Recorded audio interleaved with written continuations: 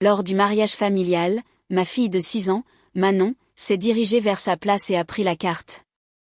Il n'y avait pas son nom dessus. Il y était écrit « Fille factice ». Elle l'a lu à voix haute, son visage s'effondrant. Je n'ai pas crié. J'ai fait ceci. 30 minutes plus tard, ils appelaient sans arrêt. La salle de bal étincelait comme une boîte à bijoux retournée. Des lustres, des roses blanches, des guirlandes lumineuses. Aucune dépense n'avait été épargnée. Mes parents s'en vantaient depuis des mois, et maintenant je comprenais pourquoi. Ils ne célébraient pas seulement le mariage de leur fils. Ils faisaient un défilé. Leur billet d'entrée dans la richesse, le statut, de nouveaux cercles, tout était poli et exposé. Et ma fille, Manon, était écarquillée, vibrant pratiquement d'excitation. Son premier mariage, elle s'en souviendrait vraiment. Elle tournoyait dans sa petite robe, désignant tout, le gâteau, la musique, les fleurs. Pendant un instant de pur bonheur, j'ai pensé qu'elle pourrait peut-être ressentir de la magie aujourd'hui. Puis les placeurs ont commencé à installer les gens. Chaque chaise avait une carte crème soignée. Je ne faisais pas très attention. J'aurais aimé l'avoir fait. Manon a couru devant moi, impatiente, sa robe virevoltant autour de ses genoux. Elle a halté en voyant sa carte de place, comme les adultes. « Regarde, maman » a-t-elle dit, grimpant sur la chaise, sautillant de fierté. Il y a de l'écriture sur la mienne. Mon estomac s'est noué. Je n'avais même pas remarqué sa carte avant ce moment. Si je l'avais fait, je l'aurais retirée avant que ses petites mains ne la touchent. Elle l'a prise à 2 mains, souriant comme si c'était un cadeau. Elle l'a tenue en l'air, puis a plissé les yeux, ses lèvres bougeant lentement. Elle était encore nouvelle en lecture. Pas rapide, pas fluide, mais déterminée. Elle l'a lu assez fort pour que les gens autour de nous commencent à jeter un coup d'œil. Fille factice. Les mots sont tombés lourdement dans l'air. Elle les a lus clairement, soigneusement, fière d'elle d'avoir réussi les lettres avant que le sens ne lui parvienne. Son sourire a vacillé. La confusion s'est d'abord propagée, puis la réalisation, et ensuite son visage s'est effondré. Ses épaules se sont voûtées, ses yeux se sont remplis, et la joie de toute la journée l'a quitté en un instant. La salle est devenue silencieuse. Trop silencieuse. Un silence qui piquait, comme si tout le monde avait entendu, mais personne ne voulait être surpris à écouter. J'ai figé. « Oh, pour l'amour du ciel » a dit ma mère avec un rire assez aigu pour couper du verre. On ne pensait pas qu'elle savait lire. C'était juste une blague. Juste une blague. Mon frère, Antoine, s'est adossé à sa chaise, avec un sourire en coin. Eh bien, techniquement, c'est vrai. Ce n'est pas vraiment ta fille.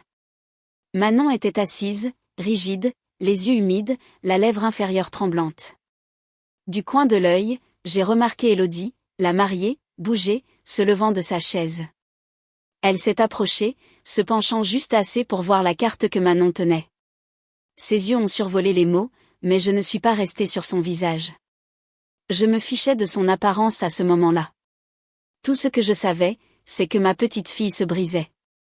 Elle m'a regardée, désespérée d'une réponse, comme si je pouvais expliquer pourquoi sa famille venait de l'effacer avec 2 mots. Je l'ai prise sur mes genoux, j'ai senti son corps raide de honte et de douleur. Je n'ai pas crié. Je n'ai pas renversé la table. Je ne leur ai pas donné la scène qu'ils voulaient.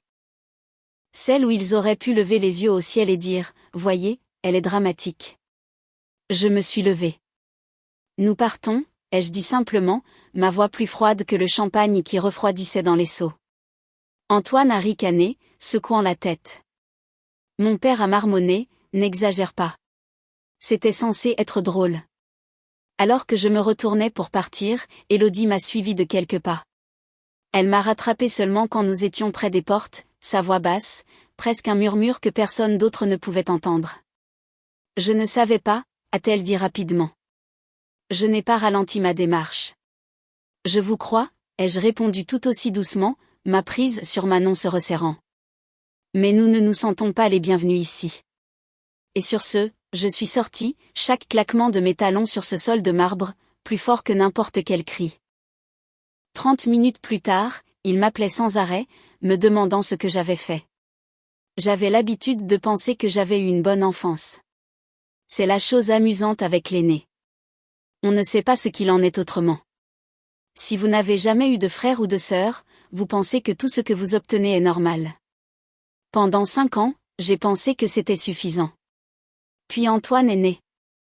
Au début, tout le monde me disait que j'étais jalouse. Il le disait comme si c'était un diagnostic. Bien sûr, elle fait des caprices. Elle n'est pas habituée à partager l'attention, mais je ne faisais pas des caprices. Je regardais. J'ai regardé mon père, qui n'avait jamais le temps de jouer avec moi parce qu'il était toujours occupé, trouver soudainement des heures interminables pour jouer au ballon avec son fils. J'ai regardé ma mère rayonner d'excitation à chaque petit bruit ridicule qu'Antoine faisait, d'une manière qu'elle n'avait jamais eue avec moi. Je ne savais pas ce qui n'allait pas chez moi à l'époque. Maintenant, je sais. J'étais du mauvais sexe. À partir de ce jour, il était clair qu'Antoine était le fils en or. Et moi, j'allais bien. En arrière-plan, utile quand ils avaient besoin de moi, mais jamais éblouissante, jamais célébrée. Quand j'étais à la fac, j'avais appris qu'être bien ne vous apportait pas grand-chose. Alors, j'ai pris des jobs de babysitting pour gagner un peu d'argent. C'est comme ça que j'ai rencontré Marc. Il avait la fin de la vingtaine, déjà père célibataire. Sa petite fille était à peine sortie des couches. La mère était partie. Drogue, tribunal, garde retirée. Il travaillait de longues heures pour essayer de tenir le coup. Ce n'était pas censé être plus qu'un travail.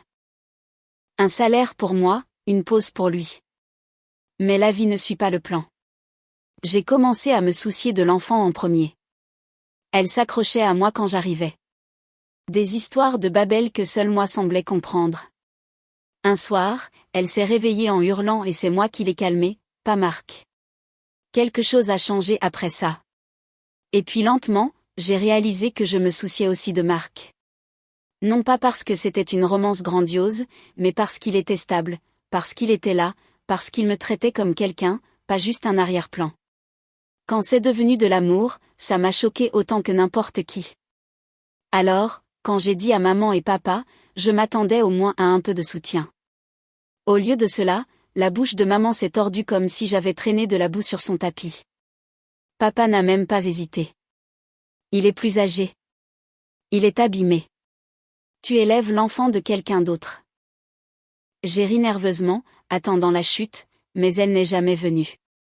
Ils n'ont pas murmuré leur dégoût. Ils me l'ont dit en face. Ce n'était pas seulement Manon qu'ils ne pouvaient pas accepter. C'était le fait que mon choix ne brillait pas sur eux. Pas de gain de statut, pas de nouvelle histoire inventée. Pour eux, l'amour n'était pas suffisant. Les apparences passaient toujours en premier. Pendant un temps, je m'en fichais. J'étais heureuse. J'avais Manon. J'avais Marc.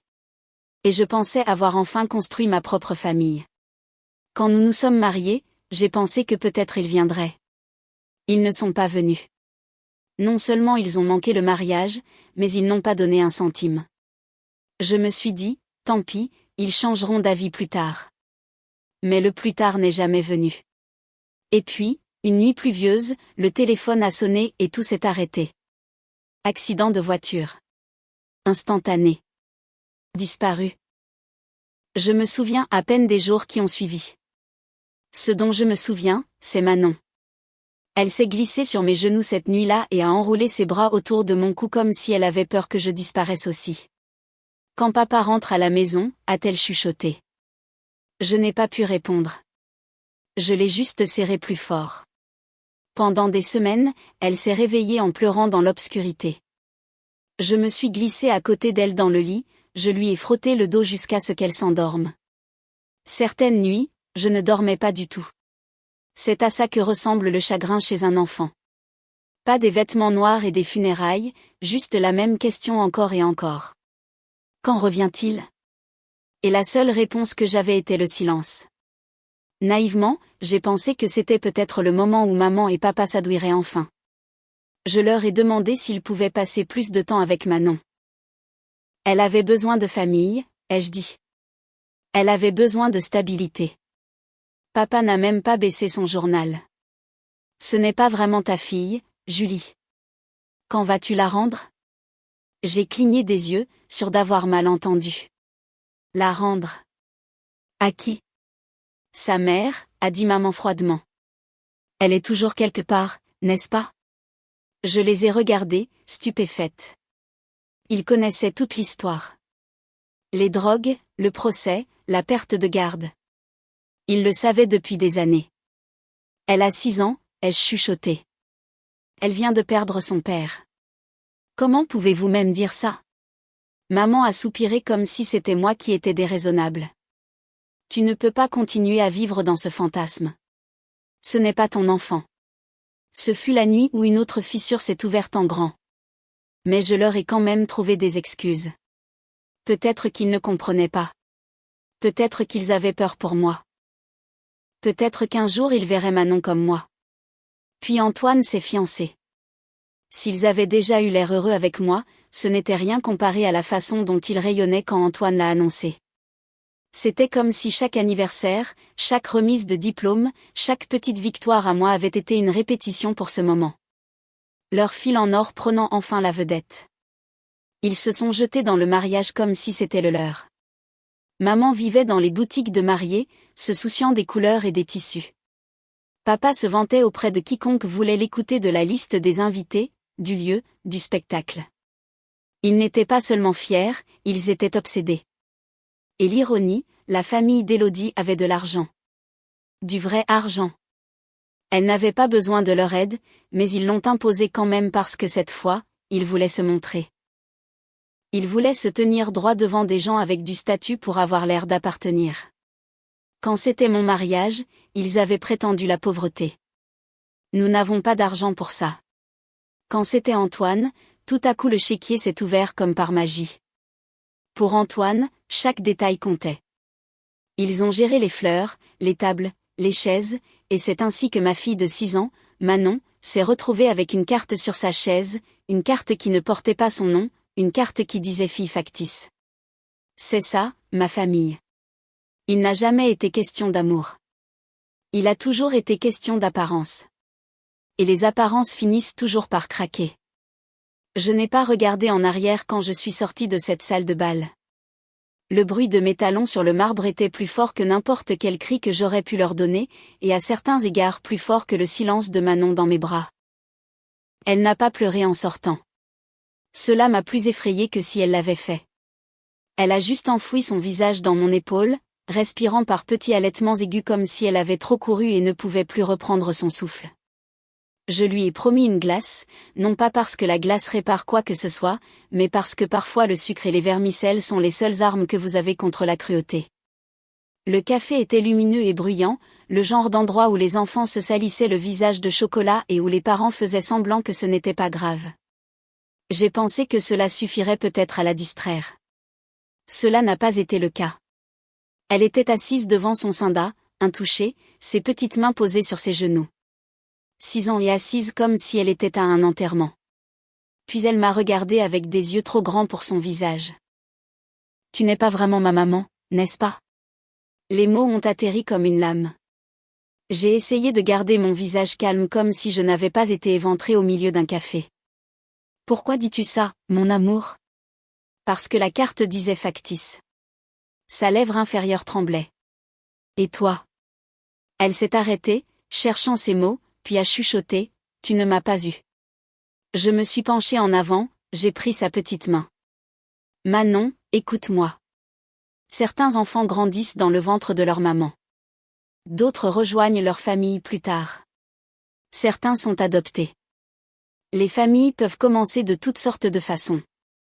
Mais tu sais ce qui fait vraiment une maman? Elle a cligné des yeux vers moi, les yeux humides. L'amour, ai-je dit, ma voix stable. L'amour fait une maman. Et je t'aime plus que tout au monde. Tu es ma fille à tous égards, toujours. Elle a reniflé. Ils ont dit, vas-tu me rendre? J'ai failli m'étouffer. Te rendre? Jamais. Pas dans 1 million d'années. Tu es à moi et je suis à toi. Personne, pas même eux, ne peut nous enlever ça. Sa lèvre a tremblé. Puis elle a traversé la banquette et s'est lancée sur mes genoux, faisant tomber la cuillère par terre. Elle a enfoui son visage dans mon cou, chuchotant « Promis. Promis. » J'ai murmuré dans ses cheveux. Pour toujours. Pendant 5 longues minutes, il y a eu le silence. Juste elle et moi et le désordre de la glace fondue que nous ne touchions pas. Pendant 5 longues minutes, j'ai pensé que peut-être le monde pouvait faire une pause. Puis mon téléphone a commencé à vibrer. Un appel, puis un autre, puis un autre. Je l'ai sorti de mon sac, j'ai regardé l'écran. Maman, refusé. Il a sonné de nouveau. Papa, refusé de nouveau. Antoine, refusé. Je l'ai posé face contre table. Il a vibré quand même, cliquetant contre la surface en plastique bon marché. D'autres parents ont jeté un coup d'œil. Je leur ai adressé un sourire tendu. Le genre de sourire qui dit « Occupez-vous de vos affaires sans avoir à utiliser de mots ». Puis Manon a finalement soulevé sa cuillère et a siroté sa glace, essayant de faire semblant de ne pas avoir remarqué la tension. J'ai forcé un sourire. Les vermicelles sont la meilleure partie, n'est-ce pas? Elle a hoché la tête. Pendant un instant, il a semblé que la journée pouvait encore être sauvée. Mais je pouvais sentir son petit corps appuyé contre le mien, comme si elle savait que la tempête n'était pas terminée. Cette nuit-là, après que Manon se soit enfin endormie, j'ai rallumé mon téléphone. L'écran s'est illuminé comme un sapin de Noël. 57 appels manqués. 32 messages non lus. J'ai fait défiler, mon cœur battant plus fort à chaque message. Que as-tu fait? Réponds maintenant. Arrête de te cacher. Tu as tout gâché. Mon estomac s'est noué. Je n'avais dit un mot à personne. À moins de compter les 2 phrases discrètes à Élodie. Le téléphone a vibré de nouveau dans ma main. Maman, j'ai failli laisser le message aller sur la boîte vocale. Presque. Puis j'ai glissé. Qu'est-ce que tu as foutu? A-t-elle crié avant que je ne puisse parler. Bonjour à toi aussi, ai-je dit sèchement. Ne joue pas avec moi, Julie. Qu'est-ce que tu lui as dit? Dis à qui? Quoi? La mariée. Élodie, nous t'avons vu lui parler. Mon esprit est revenu à ce bref murmure à la porte. Je ne savais pas. Je vous crois. C'était tout. C'était tout. Je ne lui ai rien dit, ai-je dit lentement. Ne me mens pas. Elle est partie. Elle a quitté sa propre réception. Tu as une idée de ce que tu as fait à cette famille? Je me suis tue, stupéfaite. Elle est partie. Oui, elle est partie. La voix de maman était stridente, paniquée. Et Antoine est hors de lui. Tu comprends? Sa femme est partie. Et c'est de ta faute. Tout est de ta faute. La ligne crépitait avec sa respiration. Mon propre cœur battait si fort que j'ai pensé qu'elle pourrait l'entendre. Je voulais argumenter, expliquer, crier, mais les mots sont restés coincés dans ma gorge. Parce que si Élodie était vraiment partie, rien de ce que je dirais n'aurait d'importance. Ma famille avait déjà décidé de qui était la faute. La mienne. Toujours la mienne. Antoine s'est présenté le lendemain matin, frappant à ma porte d'entrée comme s'il auditionnait pour une équipe du GIGN. J'ai ouvert parce que, franchement, j'avais peur que les gonds ne cèdent si je ne le faisais pas. Il n'a même pas dit bonjour. Son visage était rouge, tacheté, sa cravate toujours lâche comme s'il avait dormi avec. Qu'est-ce que tu lui as dit? Bonjour à toi aussi, ai-je dit platement. Il a poussé à l'intérieur, faisant les 100 pas comme un animal en cage. Élodie, elle est partie. Elle parle d'annulation. Elle dit qu'elle ne peut pas vivre avec des mensonges. Tu as tout gâché. Je l'ai regardé. Antoine, je n'ai rien dit. Littéralement rien. Demande-lui toi-même. Je t'ai vu lui parler, a-t-il claqué en direction de la porte. N'ose pas me mentir. Je lui ai dit 3 mots. Je vous crois. C'est tout. Si ton mariage ne peut pas survivre à 3 mots, peut-être qu'il était construit sur du sable. Sa bouche travaillait comme s'il voulait crier, mais rien ne sortait. Finalement, il a frappé le mur du poing. Répare ça. Je ne suis pas plombier, ai-je dit sèchement. Ton mariage est ton problème, pas le mien. Il a juré, est sorti en trombe, la porte claquant dans son cadre. Pendant des jours après cela, rien. Pas d'appel, pas de coups, pas de nouvelles murmurées par des proches. Juste le silence. Le genre qui ressemble moins à la paix et plus à quelqu'un qui retient son souffle. J'ai essayé de faire semblant que c'était fini, que peut-être il s'était épuisé. Mais chaque nuit, je restais éveillée, fixant le plafond, attendant. Le 3e matin, mon téléphone a enfin vibré. Un seul message de maman. Tu ne t'en sortiras pas comme ça. Tu le regretteras. Nous nous en assurerons. Je l'ai lu une fois, puis encore, et encore. Qu'est-ce que cela signifiait? Que étais-je censé avoir fait? Ma gorge était sèche. Je n'ai montré le message à personne, pas même à Manon. Je n'ai cessé de fixer les mots comme si les lire suffisamment de fois pouvait leur donner un sens. Cela n'a pas été le cas. Et puis rien. Une autre semaine de silence. Les trajets à l'école, les courses, les histoires du soir, tout était ordinaire. Sauf que ça ne l'était pas. Chaque coup à la porte me faisait sursauter. Chaque numéro inconnu sur mon téléphone faisait battre mon cœur. Le silence était pire que les cris. Puis un matin, un coup est enfin venu. Pas Antoine cette fois. Pire. Une femme se tenait là. Début de la trentaine, peut-être. Bien habillée, cheveux soignés. Pas l'épave dont je me souvenais des histoires murmurées de la famille. Elle s'est présentée, mais je n'avais pas besoin de son nom. La mère biologique de Manon. Pendant une seconde, j'ai oublié comment respirer. Je l'ai découvert récemment, a-t-elle dit. Sa voix était calme, presque apologétique. À propos de Marc, à propos de Manon. Mon estomac s'est noué. Elle a prononcé le nom de ma fille. J'ai croisé les bras, me préparant. Pourquoi êtes-vous ici? J'ai été contactée, a-t-elle dit. Vos parents m'ont dit. Ils ont dit que je devais savoir ce qui se passait, qu'elle ne devrait pas être élevée par une étrangère. Elle a ajusté son sac sur son épaule, ses yeux fixés sur les miens. Vos parents m'ont contacté. Ils ont dit que je devais savoir ce qui se passait. Ma bouche est devenue sèche. Ce n'est pas une étrangère, ai-je réussi à dire, ma voix plus tendue que je ne le voulais. C'est ma fille. Vous ne l'avez pas adoptée, a-t-elle dit calmement, presque avec prudence. Pas légalement. Et si vous ne me laissez pas la voir, je porterai l'affaire devant les tribunaux. Mon estomac a lâché. Elle n'avait pas tort. Les papiers étaient toujours inachevés, enfouis sous le chagrin et la bureaucratie. Je n'avais pas réussi à faire avancer les choses. Pendant une seconde, tout ce que je voulais faire était de claquer la porte, mais ma main ne bougeait pas. Qu'est-ce que vous voulez, ai-je demandé, à peine au-dessus d'un murmure. Elle n'a pas scié. Je veux la voir. Je n'ai pas dormi cette nuit-là. J'ai observé la poitrine de Manon monter et descendre pendant qu'elle rêvait, ses petits doigts recroquevillés autour de son lapin en peluche. La pensée de la perdre me coupait le souffle.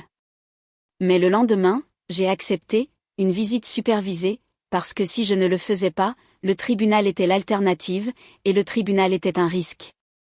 La visite fut maladroite dès la première seconde. Manon a regardé la femme comme si c'était une étrangère dans un bus, ce qu'elle était pour elle.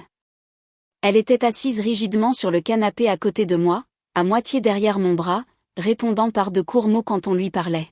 « Qu'est-ce que tu aimes faire ?» a demandé la femme. Manon a haussé les épaules. « Dessiner. » La femme a souri, doucement mais avec prudence. Elle s'est penchée. « Tu dessines avec qui ?» Manon l'a coupée, fière et claire comme une cloche. « Je dessine avec maman. » Sa petite main a trouvé la mienne, la serrant fort. Son autre main tripotait l'ourlet de sa robe. Elle n'a pas bougé avant que ce ne soit fini. Elle ne s'est détendue que lorsqu'elle était de nouveau sur mes genoux, comme un aimant qui se referme. La femme a regardé, son visage illisible. Elle a dit, « Merci de m'avoir laissé la voir. » Et puis elle est partie sans un mot de plus, ses talons claquant rapidement sur le chemin. Une semaine s'est écoulée après cette visite silencieuse. Je n'ai rien entendu. Pas d'appel, pas de mais. J'attendais que le couperet tombe. Puis un après-midi, mon téléphone s'est illuminé avec un message de son numéro. J'ai parlé à mon mari. Nous en avons discuté. Je ne veux pas perturber sa vie. Si vous voulez l'adopter officiellement, je ne ferai pas obstacle. Je signerai les papiers pour le soutenir, mais si elle veut un jour me connaître, je serai là quand elle sera plus âgée. Un soulagement m'a frappé si fort que j'ai dû m'asseoir, mais même si la panique s'est apaisée, une petite partie laide de mon cerveau s'est préparée au coup suivant. Mes parents avaient essayé d'utiliser un fantôme pour me faire peur. Au lieu de cela, ils m'avaient donné la chance de faire de Manon la mienne à tous égards importants. J'ai fermé les yeux et j'ai ri une fois, trop fort et tremblant pour être un rire. Puis j'ai appelé mon avocat parce que même quand un miracle arrive, on a toujours besoin de paperasse. 1 an plus tard. Pas d'appel, pas de SMS, pas de fausse branche d'olivier, juste le silence. Et honnêtement, ce silence ressemble à la liberté. Manon est à moi maintenant. Légalement, officiellement, définitivement à moi. Les papiers d'adoption sont signés et rangés, mais je pourrais réciter chaque ligne de mémoire. Je suis sortie du tribunal, serrant ce dossier comme si c'était un trésor. Manon m'a serré la main tout le long du chemin. Elle n'a pas dit grand-chose, elle m'a juste regardé une fois et a demandé « Alors, c'est vraiment fini ?» Quand j'ai hoché la tête, elle a esquissé un petit sourire tranquille, le genre qui me disait qu'elle croyait enfin qu'elle était en sécurité. Pour la première fois, il n'y a pas de faille. Personne ne peut me la prendre. Antoine a divorcé. Élodie l'a quitté. Et j'ai su exactement pourquoi par des proches. Elle a vu son sourire en coin quand Manon a été humiliée et a réalisé que c'était vraiment lui. C'était son signal d'alarme. Mieux vaut partir maintenant que de gaspiller des années. Il n'a pas eu un centime dans la séparation. Pas un seul. Tout ce qu'il a eu, c'est une réputation en lambeaux et un compte en banque vide. Et mes parents, vous ne le croirez pas. Après le départ d'Élodie, ils ont en fait demandé à sa famille de les rembourser pour ce qu'ils avaient dépensé pour le mariage. Qui fait ça? Nous avons payé les fleurs et les chaises et la réception. Vous pouvez vous permettre de nous rembourser. Comme si c'était comme ça que fonctionnent les mariages. Comme si donner de l'argent volontairement faisait de vous des créanciers. La réponse d'Élodie, un non catégorique. Vous vouliez vous montrer. C'est votre problème. Et juste comme ça, tout cet argent a disparu, avec les invitations au club de golf et les nouveaux amis dont ils se vantaient. Leur grand investissement ne leur a apporté que l'humiliation. Ils ont essayé de me détruire. Au lieu de cela, ils se sont détruits eux-mêmes. Et la seule chose qu'ils m'ont donnée, c'est la motivation de faire de Manon la mienne pour toujours.